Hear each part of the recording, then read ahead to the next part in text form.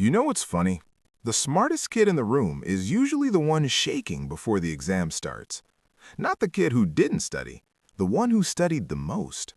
And science finally explains why, and it has nothing to do with how smart you are or how hard you worked. It goes much, much deeper than that. Here's what's actually happening inside the brain of someone who hates exams. The moment they sit down and see that question paper, their amygdala, the brain's alarm system, fires like a smoke detector in a burning building. Cortisol floods the bloodstream, heart rate spikes, palms sweat. But here's the part nobody talks about. This reaction has nothing to do with the exam. It's a threat response, the same one your ancestors used when a predator was chasing them. Your brain genuinely cannot tell the difference between a lion and a math paper. And for people who hate exams the most, this response is louder, more intense, more automatic. Because for them, the exam isn't just a test of knowledge, it's a test of their worth. Psychologists call it contingent self-worth, and it's devastating.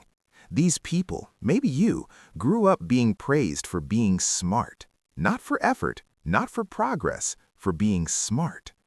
So over time, the brain builds a dangerous equation. If I fail this exam, I am not smart. And if I am not smart, I am nothing. Every exam becomes an identity crisis in a 3-hour window. That's why some of the most brilliant people go completely blank mid-paper. It's not that they forgot. It's that their nervous system went into full survival mode, and survival mode shuts down the prefrontal cortex, the exact part of the brain you need to think, recall, and reason.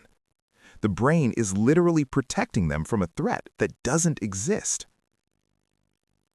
Carol Dweck, the Stanford psychologist behind growth mindset research, found that students who tie their identity to being smart, not to learning, performed worse under pressure, avoided challenges, and gave up faster after setbacks.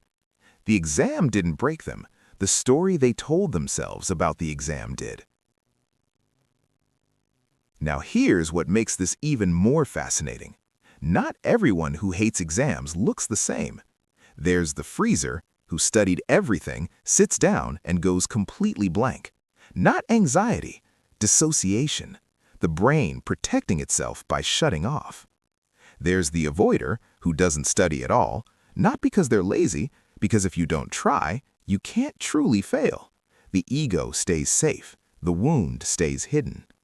There's the over-preparer, who studies so much that it becomes compulsive, not confidence, terror.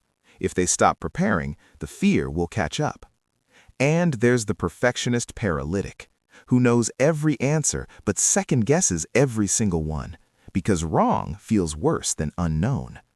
4 completely different behaviors, one single root cause: the fear that who they are is on the line.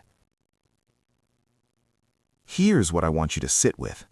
The next time you meet someone who says they hate exams, or the next time you feel that knot in your stomach before one, understand that it's not weakness. It's a brain that learned to survive by tying its value to performance. And that's not a character flaw. That's conditioning. Years of it. The real work isn't studying harder.